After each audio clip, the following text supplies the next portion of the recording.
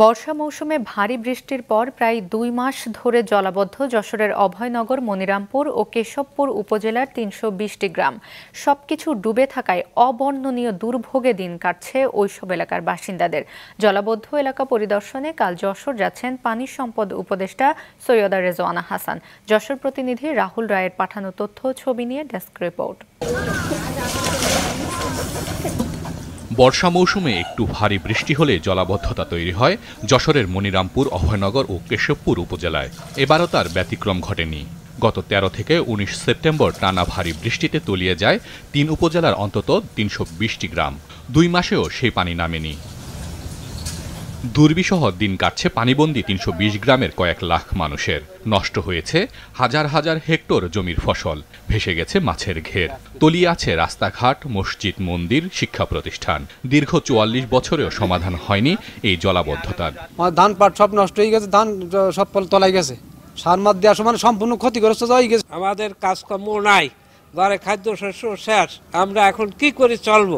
পানিতে উঠে প্রতি ঘরে ঘরে কাঁচা দেওয়াল ছিল, কিন্তু সব ভেঙেছিল, সব ধূলিসাৎ হয়ে গেছে।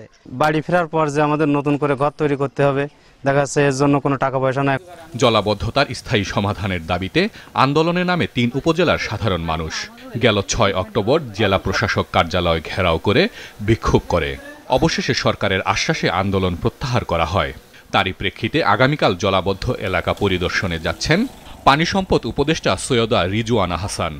আমডাঙ্গা খাল আছে, খালটা সংস্কার হোক, ঠিকভাবে সংস্কার হলে আর টিআরএমটা চালু হলে মনে হয় এই সমস্যার সমাধান হয়ে যাবে। অবিলম্বে আমডাঙ্গা থেকে রাজাপুর যে খালটি রয়েছে, এই খালটি ব্যাপকভাবে জমি অধিগ্রহণ করে এই খালটি আরও ড্রেজিং করে আরও একটু নিচে করে নদীর যে স্রোতধারা মুখের সঙ্গে সেই জায়গাটি আরও একটু নিচে করে পানি সরার ব্যবস্থা করলে সুন্দরভাবে অর্ধেক পানি আমি মনে করি এই ভবদা অঞ্চলের থেকে নেমে যাবে। আমরা তার কাছে প্রত্যাশা করব যে নদী এবং খালের অবৈধ দখলদার উচ্ছেদ করে উজানে নদী সংযোগ এবং ভাটিতে যে পলি পড়ে মোহনা বন্ধ হয়ে গেছে এবং আমাদের এই অঞ্চলের যে সমস্ত নদী এবং খালের পারস্পরিক যোগাযোগ আছে, সেই যোগাযোগগুলো প্রতিষ্ঠিত করার জন্যও তিনি উদ্যোগ গ্রহণ করবেন। এরই মধ্যে জলাবদ্ধ সমস্যার স্থায়ী সমাধানের লক্ষ্যে ভবদাহ ও আমডাঙ্গা খালসহ সংশ্লিষ্ট বিভিন্ন স্থান পরিদর্শন করেছে মন্ত্রণালয়ের একাধিক টিম। কথা বলেছেন ভুক্তভোগী সাধারণ মানুষের সাথে, জানিয়েছে পানি উন্নয়ন বোর্ড কর্তৃপক্ষ। মাছরাঙা নিউজ ডেস্ক।